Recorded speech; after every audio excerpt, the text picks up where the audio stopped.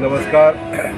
आज गोवा स्वतंत्र दिनाचो 64वा वर्धापन दिन आणि ह्या स्वतंत्र दिना निमित्त हांव संबंध गोंयकारांक आमच्या ह्या दिसाच्यो शुभेच्छा दिता. आज देवा कडेन मागता ह्या समृद्ध अशा गोंयांत लोकांक शांतिकायेन जगपाक लागून देवान भरभरून आशिर्वाद दिवचे.